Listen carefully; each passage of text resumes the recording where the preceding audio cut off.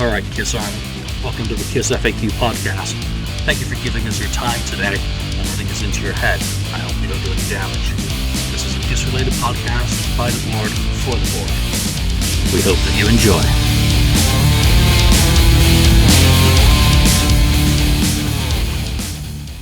Welcome to episode 102 of the KissFAQ podcast. I'm your host today, Julian Gill. Actually, I'm always your host, but I'm always Julian Gill. So, guess someone has to be. Joining me today, we've got a good international crowd again from Sweden. Daniel. Wezze on the board. Not international. Not a man of mystery. The voice of reason. Ken, 69th Blizzard. Thank you. And from the freezing Great White North, Marcus Almighty. Mark, have you shoveled the snow off your lines? Shoveling. Oh, yeah. I was snowed under. So I actually look like I'm all bundled up, and I'm not. I'm sitting in air conditioning, so unnatural. So let's jump into today's topic. There's no real news going on this week. No other podcast doing anything critically cool to mention or shout out. I haven't published any books this week, so nothing to do but the topic. So what we're going to do today is talk about what if in 1978, instead of issuing 4 separate solo albums, the band pretty much took those, 42 songs or 40 songs, well, whatever the number is that they released on the 4 separate albums, and created a Kiss album from there. And it gives us some scope to kind of undo what was a disaster in terms of the end result. We got 4 albums of Kiss member music for us as fans, but for what it did for the band and for Casablanca Records, I don't think anyone would call that a major win. A win in the ego column. So, how do you approach this, number one, and how would you create a Kiss album from this in your mind? Apart from throwing away everything that Gene and Peter did and starting fresh. Daniel, why don't we start with you on your thoughts of a 1978 Kiss album? Yeah, you stole the words right out of my mouth there, because I've been focusing a lot on the Ace Frehley, Paul Stanley albums. I listened through all the albums, but I guess my ultimate 78 album will mostly consist of tracks from Paul Stanley's and Ace Frehley's records, and it would be a killer record. I've switched around the vocals a bit, used all 4 as singers, but I think I have a great album on my hands here, and it will be interesting to see what you've done with your albums as well. Mark, how did you approach this topic, and what's your 90,000-foot overview of how you're going to jump into it? Well, I went into this with a whole storyline for mine. So when we get to doing it, I'll have to do a quick preface about what happened in my alternate timeline when this happened. But I took the timeline, kind of altered it slightly, and made what I think is going to be a very surprising Kiss record for most people, especially for people who listen to this podcast and have listened to what I've said over the last dozens of episodes. So you'll see. And I guess you switched the producer to Bob Ezrin, didn't you?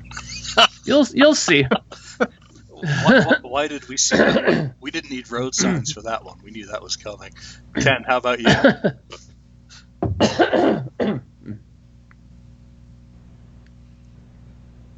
Your mic is off. I'm sorry. I'm taking from a standpoint of not necessarily all my favorite songs off the albums, but ones that to me could be more Kiss-like. That's how I took it. Went for it. I could have said, let's make an album of just all Ace. That's Kiss album, but no. So I'm putting together a album of not necessarily all my favorites. Some of them are, and some are not my favorite songs, but more Kiss sounding, or Kiss could have pulled them off and made them better anyway than they were on the original solo album. Certain ones. So none of you have really approached this the same way as me. I've decided that Kiss is going to record every single song that was on Peter Criss's album and turn them into Kiss songs. And just forget about everything else, you know. And Peter's not going to do any singing or drumming. Oh no. So no, actually, I'm with Daniel. You know, the way I kind of looked at it is, you know, in the 70s, they were releasing albums that were basically under 35 minutes, 10 songs. So I'm going with 10 songs, essentially picked from these albums, and playing around with a little bit of the vocalists, moving them around to be more, you know, more appropriate. You know, Gene Simmons, you know, singing "Fractured Mirror." Yeah, there we go. So Daniel, let's get into some of your choices here. Okay, let's start with the first track of the album, or maybe we should say what the album is called or something like that. Yeah. Sure. Yeah, to get things started. My album is called. Let's see if I can do this. Let me just give me a second here. I don't know if you see this. This is my album. Rip It Out. Can you see it? Wait a minute. Maybe I have to do it like this. Can you see the picture? There it is. Nope. Rip It Out. I like the original. You can't see it. No. Wait, just a minute. No? Maybe not? No. That's okay. Our listeners can't see it either. We'll take your word for it. It should be showing up. Well. Oh, now there it is. Oh, there it is. Okay, there it is. Like a heart ripped out. Yeah. It's kind of. What's the leg of lamb doing in the middle? Yeah, it's not like you get the idea. It's just so you can get the idea. The album is called Rip It Out, and of course Gene Simmons is ripping a heart out of someone over there, completing the blood dripping down his mouth there. So something like that I would like the album to look like. Pretty simple, basic, black with the separate colors for each individual.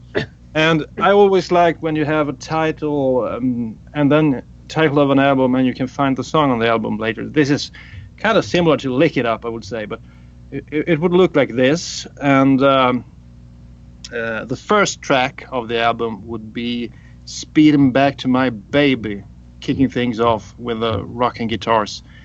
But I wouldn't use Ace Frehley on that song on vocals. I would use Paul Stanley, and I think it would be a great starter of the album.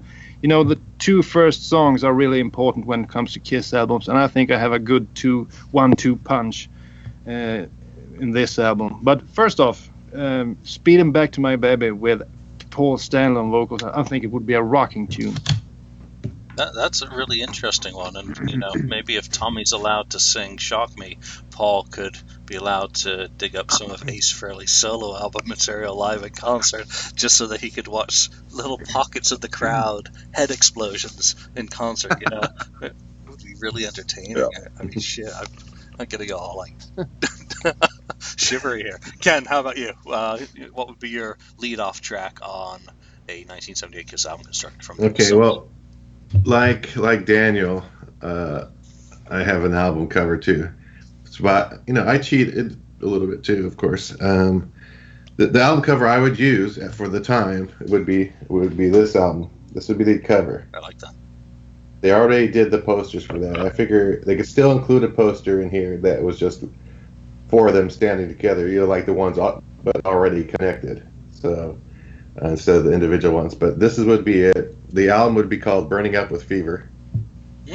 Okay, and then my first track is out of 10. I have also 10 songs. First track is "It's All Right" by Paul, because I think that is not my favorite song, no, but it's the most Kiss sounding song I think on all 4 albums. It's the most Kiss-like song. Didn't make my album. Straight up. Yeah, I didn't figure that it would make a lot of everyone's because, again, it's not even my favorite, but I'm going for the Kiss sound. It sounds more like Kiss. This is a typical, it's a kind of, it rocks out, basically, and it would be a good starter. So that's number 1. Nice. I think we've got our format, Mark. So you've got to go with what your lead-off track would be. We'll get to producers and some of that stuff towards the end. But who Okay. would you lead off with? Okay, well, first, let me just do my quick preface. So, back in 78, we all know that Peter Criss had his car accident, right? And that they were all pissed off at him and didn't say very many nice things to him. So, in my alternate universe, Peter Criss still had the accident, okay?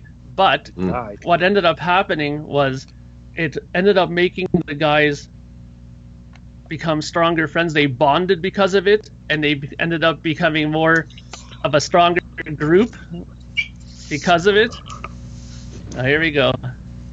Just keep on rolling. There we go. And because of that, they kind of rally around him, and they make the record as a more unified group. Now, the cover that I made for it kind of stems into a couple of things. I actually drew this. Okay, so it's called All In.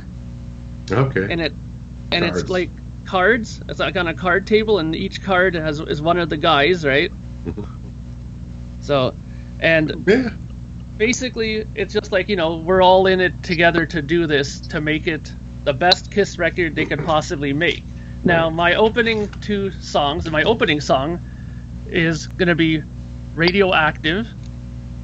Gene's still going to sing it, but there's going to be no demon introduction like it is on his album. Sure. Instead, there's going to be like gambling sound effects with like a really sexy gambling dealer lady in the background, right? And there's going to be no piano in this version. Makes sense. That's my opening song, and I have 10 as well. So That's really nice. You know what? I'm gonna own up and say I've done absolutely zero preparation for this episode because I've been so busy this week. So I'm gonna wing it and completely leech off your guys' ideas. I haven't. So artwork. I mean, I would be going with something, holding up the picture of the Mascaliente Culture El Forno '82 Argentine reissue of Hotter Than Hell, right? Yeah. Okay, and I just butchered that Spanish, so I do apologize. But I love that as a cover. That what I was thinking was something like off the Hotter Than Hell back cover, where you combine the four guys' makeup into one, since we're taking the four solos, and that's the only thing creatively. I usually get other people to do my artwork for me because everyone's seen when I do it myself. So screw that. What happened with the artwork for the Gap book? I think I saw you change the looks of the Ace, Gene, Peter, and Paul, didn't you? Yeah. No comment. Getting back to the topic, drama. Yeah, I don't want to even think about that. It just gives me a collector's item. Gives me a freaking headache. So my first song needs to be. I didn't want to talk about producers until a little bit later, but producer-wise, I'm going for the Ezrin school of Kiss albums, where you're leading off with a big cinematographic or song that really grabs you by the short and curlies, and that for me is Paul, Tonight You Belong to Me, because you have the nice mellow. It's kind of like Rock and Roll Over and I Want You. The introduction, and then it's bombastic, blow your eardrums out. So I want to kick off the album with Paul Stanley, and I want that song. And if Peter was injured in the alternate universe, I think there's probably a different drummer on that track. But otherwise, there's nothing on there that Ace couldn't perform. There's nothing on there that Gene couldn't perform. And I just think that on its own is good enough to open any album. Daniel, let's get back to you for a second song. Or to criticize my choice. No. But interesting to hear. Completely different choices for the first song that is so important in every album. I like the effort you put in, Mark. You're really one for you really like drawing in your pictures. Good idea over there. Or my album consists of 11 songs. One kind of a bonus track. From left field, but if we move on to the second track and producers, I think I would use Eddie Kramer. It's a safe choice, but I liked the albums he did for Kiss. So I think I'd pick him, or maybe Bob Ezrin, but you never know which way he went. He made some fantastic albums and some miserable albums. But for my second track, I would use a song from Ace Frehley's record once again. For me, it's the best album of the four. So I'm trying to use every good song for that album. But I'm changing things up again. I would use Rip It Out as the second song. But I wouldn't use Ace as the singer. And I would change the lyrics somewhat. I would make it kind of a love 'em, leave 'em kind of a thing. You know, in the original, Ace seems like the victim. But I would make it like, now you know I've been cheating and lying all the time. And you've been trying now to find out where we went wrong. Now you know you can't trust a man anymore. Rip it out. I stole your heart. I wanted it from the start. I got it now. So goodbye. So rip it out. Don't you cry. So I will make it, you know, like a typical Gene song. He would like fuck a girl and then he's satisfied and leaves her. And he would, of course, do the vocals. So I would make Rip It Out into a Gene song. And it's the title track of the album. My album is called Rip It Out. So this would be the lead single with Gene screaming his head off, Burn Bitch Burn style, or Fits Like a Glove style. You know, really angry. And I think it would be a kick-ass song. Unfortunately, we will never hear it. But we can always dream. I'm liking my album so far. Oh my God, it's a good one. You know, all I can say to that is, wow. Yeah. Gene singing Rip It Out. I mean, that's pretty wild. Ken, let's go to your second pick. Okay. My second pick is, again, I'm trying to keep in the Kiss sound as much as I can. I went with Move On as the second song on the album. Usually a lot of Kiss albums start with usually a couple of Pauls songs leading off, so I'm going with Move On. And I guess I might as well say the producer of the album. I would also keep Eddie Kramer as the producer on this album, because on some of the songs, maybe on Gene songs, he can maybe rock it, you know, make it rock a little bit more than than it did on Gene's solo album. So Move On is it. Nice. Mark. Okay, so just really quickly, I want to make a note that on my record, Peter is only drumming on certain songs, and I'll make a note which ones he is. Otherwise, it will be Anton Fig on drums. So the producer of mine also will be Eddie Kramer. The engineer will be Bob Ezrin, though, engineering it. Wow. Okay. Oh, so It will be mixed. you would let him into the studio. Yeah, I'll explain it. Don't worry. And Eddie Kramer will mix it, and it will be mastered by Alan Zentz. Okay, so All-time the team second. Yeah, well, hey, all in. They're gonna go all or nothing for this record, All or right? nothing. Better sell. Exactly. So the second song that I picked, and great minds think alike, Daniel, Rip It Out is number 2 on my album as well. I will keep it exactly the same way it was. I will keep Ace singing it, Anton's going to drum on it, but of course Paul and Gene will do their respective parts on it as well to keep it as all in as possible. So my second song will be Rip It Out. And I'm just going to be sheep. Kiss sheep. Rip It Out. Yep. But For second song? for the second song, I'm going to go with what Daniel said. I think that sounds really interesting, trying to get Gene to sing that. So yeah, Gene singing Rip It Out. Why not? Third pick, Daniel. So we're just going around. Oh, my turn. Yeah. Okay, third one. Well, I guess you need some of the Ace Frehley songs sung by Ace Frehley. He has some real signature songs over there on his album. Kind of siblings to Cold Gin in some odd way. He sings about his, his antics, what he likes, getting stoned and high and drunk all the time. So by starting off with Paul singing the first one, Gene the second one, both written by Ace. In third place as the third song. I will also use an Ace song, but this time Ace would sing it, and it would be Ozone. Kind of a slow song, but it's so typical Ace, and you couldn't have like Gene sing this one. Ozone is not like his character, so Ozone is perfect for Ace. I would keep it as it is, and it would be a perfect third song on my album. And I'm liking this album. I'm getting fired up over here. Perfect. Ken, let's get to your next one. All right, my third one is Radioactive. I think they could improve on it, definitely. I mean, it's a good song, and like Mark said, get rid of the pianos.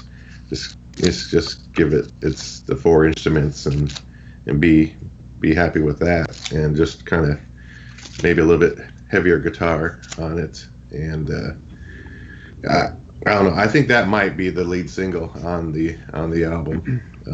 That's what I would do, put it as lead single. But that's my third song. Nice. Mark. Okay, so in the kind of thinking like how we're all kind of thinking here, my third song is going to be Tonight You Belong to Me, and Paul will sing it, and Anton will drum it, and the other two will do their normal parts in it. And just to keep everybody happy, so far we have Gene doing one, Ace doing one, now Paul's doing one. So you're going to see always the kind of keeping it, all together, all for one kind of mentality in this. So that's going to be the third song. It's going to be Tonight You Belong to Me. It's a great song. It's, a good song to put in the middle of the record. Usually at this point, things start to lull a bit, so why not keep it up a little bit with something great like that song? Yeah, that's nice. I mean, that's a really cool way to approach it. And I think I concur with the thought of, using Eddie Kramer. I'm not going to relegate Ezra into running tape, because Eddie knows how to do that pretty well as an engineer, predominantly, rather than a producer. But I think Eddie, because I'm not really changing any of these songs in terms of their arrangement, just to record them. If I felt that songs needed a lot of changing, then Ezra would be the pick, because he can bring more into that side of things for the band.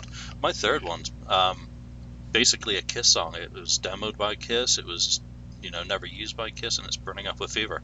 And I wouldn't change a thing with that, other than have the Kiss guys doing their thing like they'd done in, 74 and 75, demoing that song. So that would also be my title for the album, or one of the songs, because there's a couple Same of of mine. Yeah, there's a couple of songs, on my 10 tracks that would work for a 1978-ish, Kiss album, but whether or not they make any sense is in the ear of the beholder. Daniel, back to you for number 4. Yeah, number 4. Once again, another Ace song. So I have 4 originals from Ace's album, but by switching things around, it would fit perfectly on the album. I would use another one of his, what should I call it, Cold Gin siblings, and it would be Wiped Out. I was wiped out, that one. And I would switch the vocals once again. I wouldn't use Ace, I wouldn't use Paul or Gene. It would be a perfect Peter Criss song. Perfect for Peter Criss. He would sing the shit out of this one, and it fits his personality as well. He was kind of wiped out a few times. So Peter Criss on lead vocals on that one would rock my world. So that would be my 4th pick. Or is it 5th? Which one is? That was your 4th. 4th. Yeah. Hope so, because I'm not keeping track of anyone else's other than Yeah. mine. It would be nice to have some graphics at the end of the podcast and see everyone's album, how it's actually is in the end. Some graphics and see how we compare to each other, because I'm already forgetting some of your picks. Yeah. Well, if you remember, email me, because I won't be putting the show together until later. So, Okay. Ken, let's go on to your 4th pick. All right, my 4th pick is Rip It Out. Just a great song, and yeah, I figured I had to have at least one Ace song. And actually, there's going to be only 2 Ace songs. I'm saying only, but there's only 2 because they're not going to give him more than. He's lucky to get 2 songs if you ask me, after, I mean, he had one song, his first song, singing lead on Love Gun. So this would have been the next album, I think, and they would have bumped him up to 2 songs. You know, Gene and Paul. They were just overruled, and they would have only had 2 of his songs. So, "Rip It Out" is my first Ace song on there. It's number 4. Good one. Mark. All right, so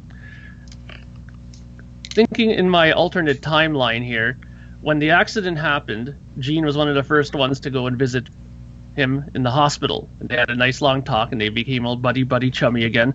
And he promised him that no matter what, that he would make sure that he would allow Peter to play on the record, even if it was just at least one song. So with that in mind, Gene wrote a song, or had a song already in mind for him to drum on. And this is one of the 2 songs that he will drum on this record, and that is "See You Tonight." Simple, something that he could do, and it wouldn't be too taxing on him even after his accident to play. So it'll be "See You Tonight" with Peter drumming on it, and the rest of the guys and Gene still singing lead vocals. Or in the alternative universe, he brought him a pair of maracas, and there he is on "See You Tonight" maracas. Yeah. But you know what? That's my favorite Tambourine. as well. You know, right, you know, in that 4th slot on side 1, you know, you want to take it down a tone and, you know, just break up some of the more electric and up-tempo stuff with a good, you know, ballady type, sentimental, emotional girl song. It's also one of the very, very best, you know, Gene Simmons vocal performances, you know, from that era, when, you know, before he goes into kind of pure Cookie Monster. So that was my pick as well. So. Yeah, the fucking lights over here are crazy. Just the lights, huh? Yeah. All right, let's get to you, Daniel. And this is pick number 5, and it's either to close out side 1 of the piece of vinyl. It's I wouldn't do many changes to this song. I would pick one from the Paul album, and it would be Wouldn't you like to know me? I wouldn't change that much. I think it's a good tune, and it's a Kiss song. Works as a Kiss song, and I wouldn't change a lot. But Paul Stanley sings better than anyone of the others can do on this song. So I would keep him as a singer and just keep it as it was. So "Speeding Back to My Baby" was his first vocal performance on this one, and this is his second. Wouldn't you like to know me? Good one. That's nice. That's a great pick and a great way to close out the side of an album. Ken. You can't leave it off the album. No way. You can't. Simple as that. Ken. Okay. Closing side 1 is, for me, is "Tonight You Belong to Me." It's gonna, you know, start off mellow, but I'm leaving the mellow song for the second side. That's where they usually put it on Kiss albums if they're going to do it, for the most part. So "Tonight You Belong to Me" is a good closer, I think, for side 1 of this album. It'll rock like it did on his album, so it shouldn't change too much. Nice. Mark, let's go to your alternate universe. Okay, so in my universe, it seems like me and Daniel are on the same thinking pattern here, because for the closer of side A on mine will also be "Wouldn't You Like to Know Me" as well. It's a great song. I think that the guys all recognize that it was a fantastic song, and what better way to end a fantastic side A than to put in a song like "Wouldn't You Like to Know Me," with Paul singing, of course, because there's just nobody else who could sing that song as good as he does.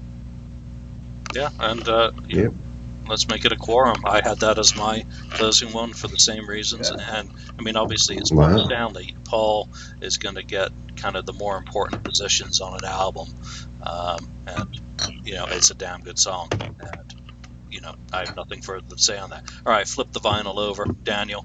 Side 1, side 2, track 1. Track 1. Okay. Another one from Paul's album. I heard some picks from the Gene Simmons album. I can assure you there won't be a single song from that album on my album. The only thing I think was good on Gene Simmons' album was, the intro, and you left that out, didn't you, Mark? You didn't want that. That's the only good thing on that album. We had a couple of good songs, a good one or two good slow songs, but I want a rock album, no slow songs. They are banned from my album. So I picked another one from Paul Stanley. This one is Tonight You Belong to Me. Just a perfect song. And I wouldn't change that one either, so it's kind of a boring pick, but I will leave it as it is. Tonight You Belong to Me, number 6. But do you think the other guys in the band could perform that? Do you think Ace could do that guitar, and capture essentially what Bob Kulick was allowed to do, or that Peter could handle that drumming, or Gene? They could have a go at it. If they didn't make it, you just bring in Anton Fig and the boys, and they fix it. So yeah, just call in the ringers. Ken, yeah.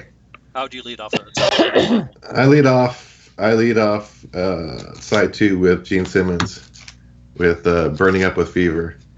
Like Julian, the demo form of that was much better, and I think they could have made that a really great. I mean, that has a great riff in it, very cool riff in it, and if they produced it right, man, that'd be a great song on the album. So that's my lead off, Gene. Mark. Okay, so once again, in alternate world, they had a nice discussion with Peter and reassured him that he would be involved in this record as well, vocally.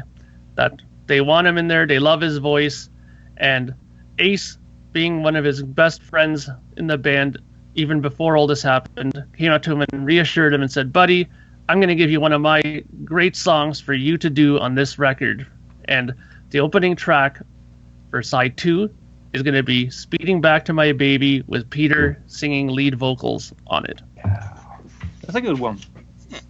I can see It's that. even, That's really better as interesting. the first. Yeah. I think it would suit him, and I think that they could, Anton's going to still do the drumming, and those guys can still fill in all the parts as per normal that they would do. But I think Peter would give it just a little bit more of a raspy tone of singing to it. I think it would sound really cool. Excellent. I mean, these are all great choices, and ones that are worth pondering. How would one vocalist sound singing another guy's solo album material? I mean, some of them are not worth contemplating, but there's a few songs in there, that could easily meet this. All right, so kicking off side 2 on my album, I'm going with Gene's Radioactive with the intro. I just like the intro. I can't separate the two. I never listened to the radio edit. So, we're going to go cinematographic again on side 2, and I don't see anything that they couldn't play. I think I'd get rid of the, some of the background vocals, go with a more gangy, kind of toughened, Radioactive, instead of being poppy, try and give it a bit more balls. Yeah. But that's the only thing I'd kind of change up with that. Daniel, back to you for your second pick on side 2. My second pick would be another song from Paul's album, but I would switch the vocals. Gene would be singing this one because it's the lyrics suits him perfectly, and it's at some parts of the song they do a lot of talking, and that would be perfect for Gene in his bass tone, whispering out these words. On the chorus, I would use Paul instead, because there are some girls singing the chorus. I wouldn't use them. I would ban all girls from the album, and Paul would be singing the chorus. Ace has girls as well singing some on his album. I didn't like that. Paul Stanley will sing the chorus. Gene will do the verses, and the song is "Move On." Gene doing the verses and Paul much like if you heard, and you have, that demo from Lick It Up, Not for the Innocent. Mm-hmm. Yep. When Gene and Paul trade vocals, something happens. There's some sort of thing exploding. It works. It sounds great. They have used it far too many times, and I think this song would be cool to hear. Gene doing the vocals on the verses and Paul doing the choruses. I think it would be a kick-ass song. It would be even better than the original. So that's my number 7. They have good chemistry when they do that together. Those kind of Yeah. Yeah, that's really interesting. I mean, I would have Yeah, actually. I didn't want Move On anywhere near my album. That's just one of those songs that kind of make me want to, well, press skip. But, I would actually take Peter vocal on that. I kind of like his raspiness, as well. So I like your idea. But, Ken, let's go to your second pick.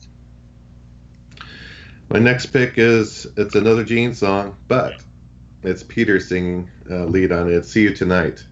He's got to get his mellow kind of song, which I think this would be the second single off the album. See You Tonight with Peter singing the vocal on it. I think he'd probably do a pretty good job on it. Yeah, that's a really cool idea. So I'd like to hear that. again, a nice one to kind of throw these guys around. And okay, we're going into the zone, the Twilight. Okay. So when they were discussing doing the record, one of the things that they all wanted to keep like in check with is that they didn't want, just like Daniel mentioned, they didn't want to have very many female background vocals on this record. They wanted to keep it all them singing, keep it as authentic Kiss as possible. Yeah. So one of the songs that was up in debate about whether to use or not, because Gene had demoed it and even thought about doing it with girl vocals, they sat down and said, no, we'll do it on the condition that there's no female backing vocals. And that song that they agreed on is Burning Up With Fever, is the second song on the second side. They also told, though, Anton, when he did it, that they wanted him to do more of a 4 on the floor, heavier beat to it, not so funky as he did on his demo, and keep it a little bit more rock and roll. So this would be a little slightly more harder rocked version of Burning Up With Fever. Nice. Cool. Again, glad to see that one's on, I think, just about everyone's albums. My second song will be Speeding Back to My Baby. It's, Ace. And yeah, a lot of my picks, I'm looking at my list, I'm not exactly going kind of deep here and going out of my way to pick anything obnoxious. Speeding Back to My Baby, when I'm thinking about Ace's songs that I'd want on a Kiss album, they really are the more rocking Kiss type material. So Speeding Back to My Baby, I wouldn't change a thing on it. Keep him on the vocals. Again, I just think the Kiss background harmonies and vocals would just, bring it up a tone, because that's the one thing that I really find missing on a lot of Ace's stuff. Replace the female backing vocals again with a more, tougher Kiss sound. So, Daniel, your next one. Well, in order to get 10 songs on my album, as you have done, I'm removing one of my picks, and I'm going straight to the next one, and it's one from Ace's album, Snowblind. One of my favorites from that album, and it's perfect for Ace, singing about, I guess, doing cocaine or something. Snowblind. Perfect Ace Frehley song. You couldn't have Gene or Paul or anyone else sing it. Maybe Peter can sing it, but I think he does just fine, Ace Frehley, on that song. So I would keep it. Just another boring pick, Snowblind, as it is. Right on there as number 8. I'm pretty sure Ace and Peter would have enjoyed the recording of that song. Gene and Paul, not so much. Ken, your next one. All right, my number 8 song is an Ace song, the second Ace song on this album. Speeding Back to My Baby is on there. It's just a great song, written song. Yeah. And, there's nothing bad about it. They keep it about the same. It's going to be a great song. Just again, yeah, we don't need the background female vocalists doing anything on there. Just have the band doing the vocals on it, and we're good. So that's it, number 8. Nice one, good pick. Mark. Okay, so the next song on my record on side 2, track 3. Now there's nothing really dastardly or altered about this, really. It's just going to be a good song that they all decided upon to do and agreed upon, and that's going to be Move On with Paul singing in the number 3 slot on side B. Excellent. I'm going very obvious on mine, and it's New York Groove. I'm going to go 2 Ace songs in a row. This is just, in hindsight, everything is 2020. In hindsight, this would definitely be on a Kiss album, being sung by 4 New Yorkers, released as a single. It would be the hit that it was. It would be, the most important song on this album, and it's buried deep on the second side because we all know how good a song it is at this point. I think more interesting for that is, as a single, it would probably have Gene See You Tonight as the flip side. So that's as much thought as I go into it, just in case the lighter song got more traction. Daniel, fourth pick, side 2. Well, I've actually kept all covers off my album, but what's the number? Is it number 9 now? Yeah, I would actually bring on. Didn't they have a song on Gene Simmons' album that was previously recorded for Rock and Roll Over? Or See something? You in Your Dreams. Yeah. I like that thought. Trying to do justice to a great song that didn't come out that well. And I would pick one that was kind of a throwaway on one of the albums.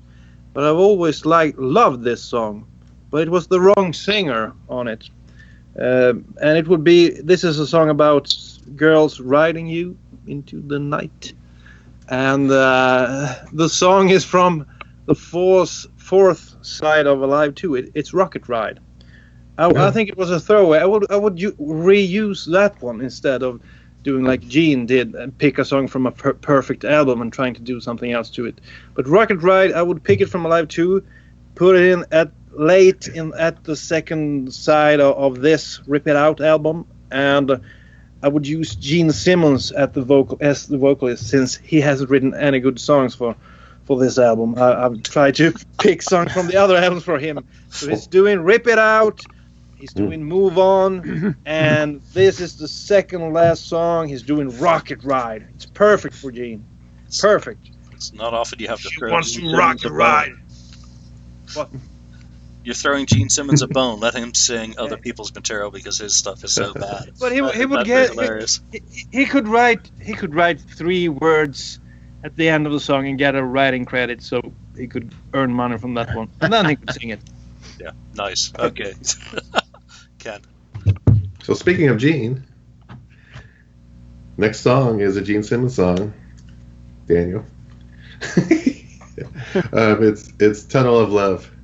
I think that I'm thinking that song could totally be reworked better, obviously, but it has some cool stuff in it, a cool riff. I think the vocals, again, you had a bunch of, you gotta think of it without all that female vocal stuff going on in it, and see how Kiss could have made it a great song, which I think they could have, with Eddie Kramer producing. So I'm giving Tunnel of Love. That's my number 9 pick of the album. Wow, that's one I didn't see coming. Yeah, I know. That's all. I think you have to have Bob Ezrin producing to make that song better. Mark, your 4th pick on side 2. All right, so ironically, speaking of Bob Ezrin, this is where his story comes into play for this song. So originally, there was great debate when they were making this song about who to produce. Bob was a little touched negatively that he was bypassed for Eddie Kramer, but Eddie went to him and said, listen, I'd really like to have you a part of this. You're a really excellent engineer. I could use a really great engineer to help make this the best record we can make. Why don't you come on board and help engineer? And if you agree, I'll even let you take one song and run with it creatively and do whatever you want, and I'll say nothing. You can do whatever you want, add every single touch that you want to it, and it'll be totally your song. So he agrees on that premise, and the 4th song on side B that has Bob Ezrin's touch all over it and turns into a Bob Ezrin masterpiece for this record is I Can't Stop the Rain with Peter Criss, with a full production of orchestra and everything by Bob Ezrin, and everyone's happy, including Bob now, because of his involvement on this record. I see what you did there, a la Beth kind of thing, off your favorite album, Destroyer. And this way he gets involved, and and he likes to the tone is more happier as they can move on with the record. You know, we've gone from throwing Gene Simmons a bone to throwing Bob Ezrin a bone. And do you have is your body armor on order, Mark? Is it arriving today? That's the same. That's the same pick as me for That's my fourth song, exactly for the Beth reason, and because it's one of Peter Criss's very, very best performances. I just love that song. So that would be my ballad. That would be on a single as well. I can't decide if it'd be A side, B side. Especially following up New York Groove. Sure. Maybe it'd be a better B side than See You Tonight on that single. Ace and Peter, both sides of a single for a Kiss album. Good stuff. Love it. I will always love it. And when I see Peter in January, I'll probably tell him how much I love that freaking song for the 15th time. So, Daniel, going to your fifth song, and I guess this will be the final one. Oh, nice. Yeah, no surprise there. I guess I'm not the only one, but you have to put Goodbye at the end. It's a perfect song to end the record with. So there you see the record. Speeding Back to My Baby, Paul vocals, Rip It Out with Gene vocals, Ozone, Wiped Out Peter Criss vocals, and then 2 Paul songs. Gene taking the vocals and Move On. You have Snowblind with Ace, and a rehash of Rocket Ride with Gene vocals, and finally Goodbye. What a rocking album. I would buy that instantly. Rip It Out. That's the one. That's a good one, and I'll just jump in and say I had the same one as my closing track on the album, except mine segues into Fractured Mirror as a outro piece, so that we're tying together kind of the intro with Paul's, Tonight You Belong to Me, into an outro by Ace on guitar, without the 600 tracks. So, Ken, what's your final song on a Kiss 1978 album? I actually did think about Goodbye as my last song, but to me it's just too obvious. It's just too obvious. It's too obvious, and it doesn't sound like to me it's not. It doesn't sound Kiss enough to me. So that's why the only reason I left that. But actually that's one of my favorite songs on Paul's solo album, but I still didn't use it. So I ended with a Paul song though.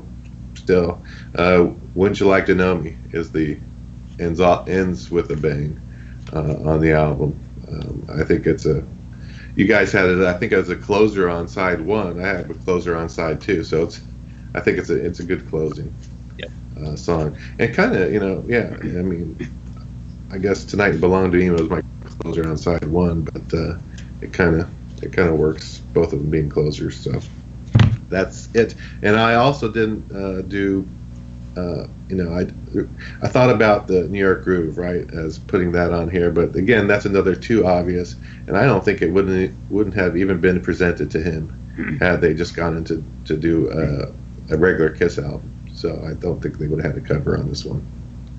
Yeah, who knows? That's my theory on it. Yeah, with doing the cover the year before, they might have said, well, no, we did a cover last year, so, That, how that one worked out. Yeah, in Fantasyland, everything is plausible. Mark, let's go to your closing track. Okay, the last song of the record you broke is... up there. Oh, sorry. Start over. Better? Yep.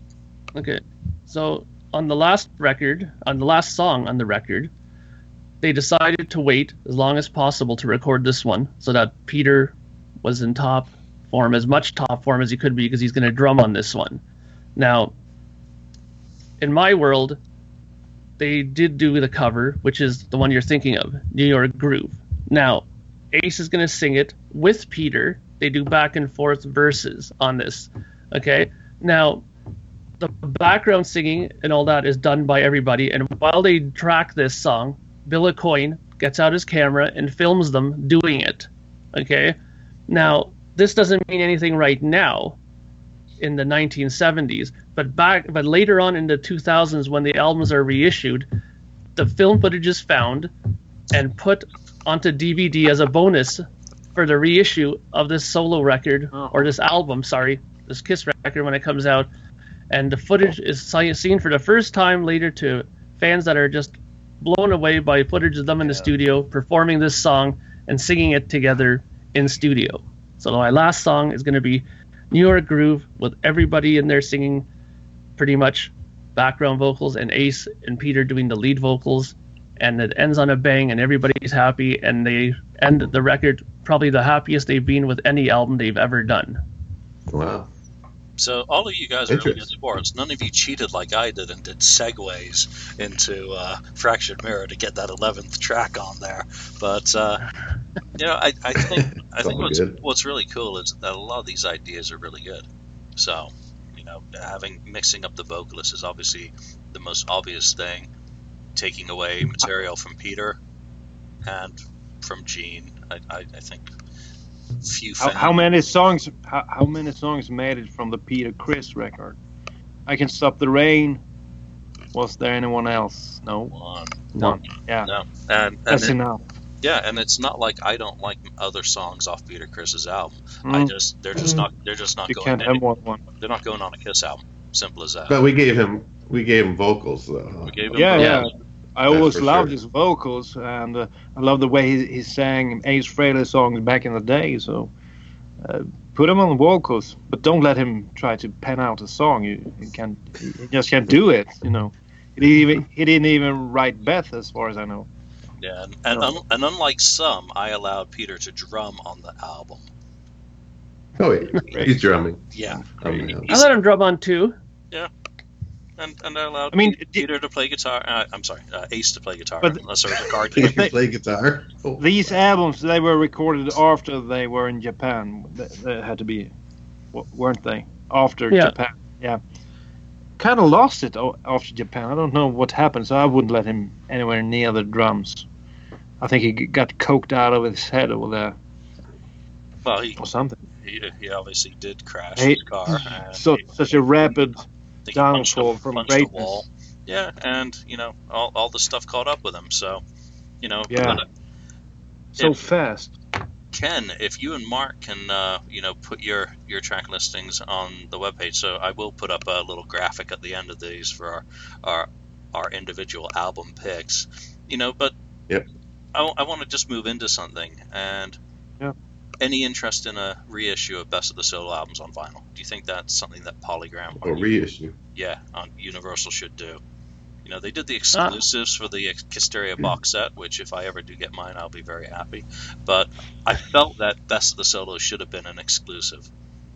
Would it have been better, do you think, to have just said, go out and record a solo album, and then pull a bait and switch and say, okay, we're just going to pick the 3 best songs from each of these, and to release that in 1978? Do you think sanity should have kind of ruled rather than having 1.25 million copies of Peter Criss's album? Oh my God. Yeah, I mean, the Best of the Solo albums, I would have liked to see a special release for that, because it wasn't released in United States. It was everywhere else, I believe. So, we had it over here. Everywhere. I remember. else. Yeah, we had the Best of Solos over right. here. So I have a few copies of that from other locations, of course. But I'd like to see it. They threw it like a record store day release or something like that. Throw that out as a special. But it never Special thing. worked. It never felt. You never felt that. What is it called? Unity. No, It felt they're all like 4 produced separates differently. trying to piece them together. It didn't work. You would have. You needed the same. Producer and Producer. everything. They never worked. The Best of the Solo album. It didn't gel, right? That's No, it basically didn't what you're gel. saying. That's No, Yeah. and there's like 8 different track listing versions on that for the different countries that did issue it. And, Yeah. none of them really worked very well. The ones that try and do it really fairly, 3 songs each, just that leaves a few too many songs from that shouldn't be on there. I'm trying to think of a politic way of putting it, but that we don't want to see. I would love to see that as a record store day or as a special. Best of the solo albums in the respective band member colors, and you just don't know which one you're getting. So it's unlabeled on the packaging. You go in and buy the record, and oh look, purple. Oh look, green. One of the colors. Yeah. So you end up. I'd have to go buy 4 copies. and hope. No, you'd have to Yeah. trade. I think you'd have to trade with people. You'd have to go buy 4 copies, hope you had a couple of different ones, and then you'd be Oh, on Kiss okay. My Wax on Facebook saying, "Hey, I got a red. Who's got a purple?" Right. Because that's all there are. There's no way. I think it'd be Yeah. great marketing. That'd be interesting. Good fun, Yeah. and if they did a best of the solos and threw one new song, one outtake, we know there's All for Nothing. There's the one off Peter's Spotlights and Lonely Nights. There are those 2 known outtakes, and possibly other stuff left over. Throw that on so that people do it. That'd be great. That'd be fun, and that'd probably be, impossible for Universal to do. I'd love it impossible. because honestly, the best of is one of my favorite records. I actually put that on quite a lot actually because I find I had the German one, the Bellafon release one, and I like it. I mean, I think it's it has a good track listing. Obviously, there's maybe 1 or 2 too many of Peter's stuff, but still, it's still a good mix of the songs. I think it's easier to listen to, I think, than if you put each one's on separately. Because I mean, Paul's is fantastic, Ace is great, but once you get to the other 2, there's stuff that you'd want to skip over. But at least with this, you have a good mix of each guy, and you don't get sick of each guy. You get enough of each to be happy with it, I think.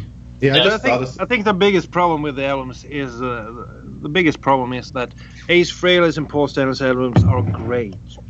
Peter Criss's and Gene Simmons are not. And if you could only put them together in a room and making, Gene and Peter be more a part of the Paul and Ace songs, much as I did on my Rip It Out album, it would be such a good album. It would be an awesome album. You have the material that would. It's enough to make a great record. It's so sad that they weren't able to gel, be in the same room or in separate rooms, start over making demos and then choosing the best one. The main thing is what Ken said earlier, that Gene and Paul they couldn't share the limelight. They wouldn't let Ace. If he had the 8 best songs, he would only get 2 on the album. That's the biggest problem. But if Gene could write 1 verse on Rip It Out and all the others and get a writing credit, maybe they could have used those songs on the album. So the material is there, but it was just impossible. I was thinking, Julian, about the best of solo albums, and they could have released the 4 solo albums, but only shipped maybe 250,000 of each of those, and then do another shipment of a best of the solo albums at the same time. So you could have, if someone just wants to get, a mixture of them, they would get it. But then if they see something, they hear something like Ace's songs, Ace is pretty good off of this. I think I'm gonna go buy the whole album, or Paul's. I'm gonna go buy them because I'm getting a sampling of it, and so you kind of maybe get the best of both worlds there.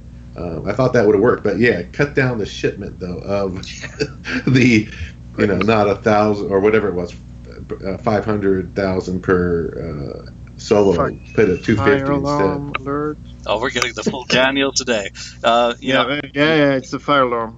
Shut down. Yeah, go ahead and take care of what you got.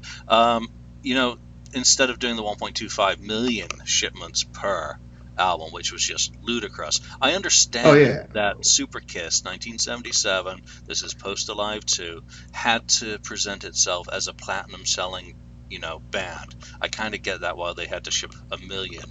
But I love your idea. And I think for the Kiss kids who had to buy everything with the Kiss logo on it, it would have paid dividends that they were buying 5 albums instead of 4. For those who could afford it as well back then. But also to have had the sampler, I think it would have given the material, more respect than it receives. I mean, I'm one of those people that if I want to listen to best of the solo albums, depending on my mood, I put in Paul Stanley's album or I put in Ace's album. Simple as that. Mm-hmm. That is best of the solo albums, both of those. Predominantly, I lean towards Paul's, but I do skip Hold Me, Touch Me, and move on.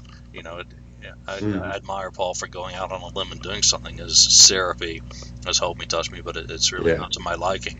Ace is much more straightforward, but come on, I mean, there's a couple of songs on his album that really need the help of a co-writer. They're not fully realized, and they show the best of Ace, and they also show the weaknesses that he had.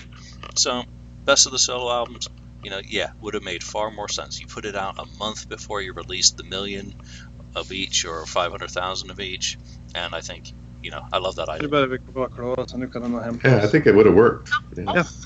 Eller mig. Hej då.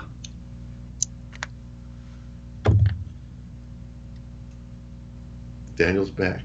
Yeah, I'm back. What's that? Burglar alarm, fire alarm, or whatever it is, every time. What time is it for you out there? Is it 7 p.m.? Yeah, exactly. 7 p.m. All right, so final thoughts on this. Rip it out. Well, wrap it I know up. you guys.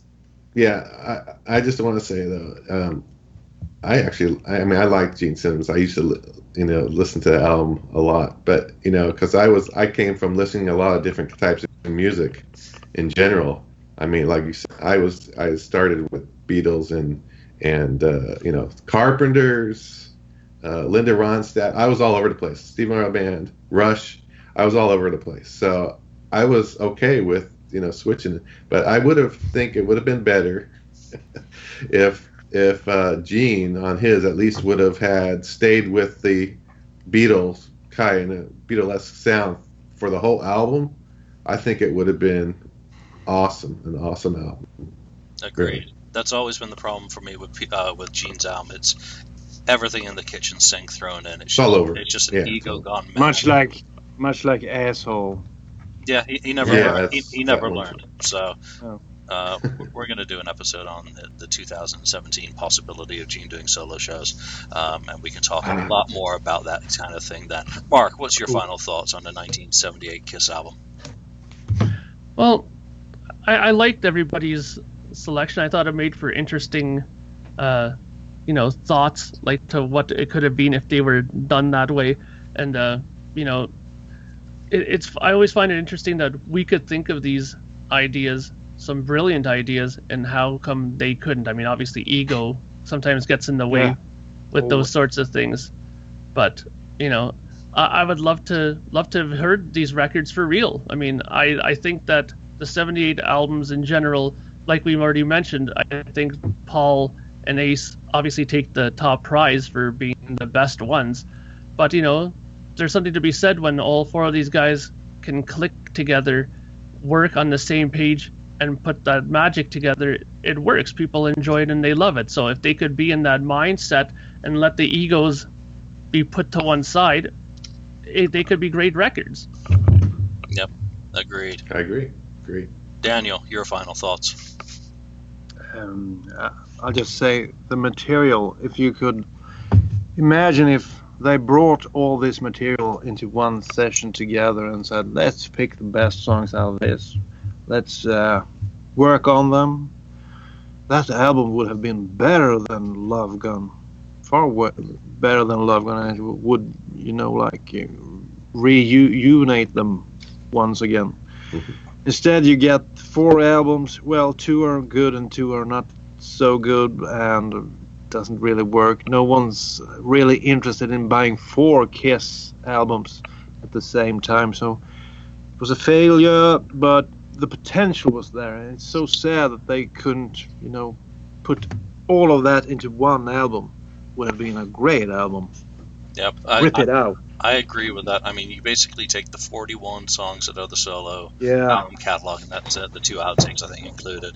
That's a pretty good chunk of stuff to choose from when you consider, the kind of material that they bring. Or Gene used to say that I'd bring 50 songs.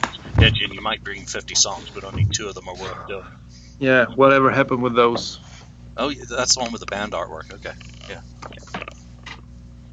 You go and read some good shit over there. Swedish authors. There you go. All right, so that's our episode. Why don't folks listening or watching us today chime in? If Kiss made a 1978 album and the the solo album songs are the songs that were brought to the sessions. Which would you have had the band record? Yeah. And, give some thought to your track sequence as well if you want to go that deep. If not, just give us 10 songs, because that's about all they would have recorded in 1978 for an album. We'd love to hear your thoughts, and you can also attack Mark for his insults towards Bob Ezra. Hey, I was nice to Bob. I said, Yeah, you you were. Yeah, you were. Yeah, you threw Bob Ezra in Such a a bone. sellout. You should have kept your phone. No, that's awesome. No, So do chime in and let us know, because we do love to have the discussion with you on Facebook, on the FAQ message board, and on YouTube, of course. So we thank you for joining us today, and I thank you, gentlemen, for joining me, and we will see you next time. Thank you for spending time listening to the KissFAQ podcast today. All sales are final, there are no refunds. If you'd like, look us up on Facebook or come over to the KissFAQ message board and discuss the topic we broadcast today. Don't forget to rate us on iTunes, Spreaker, or wherever you've listened to the show. We hope you'll join us again.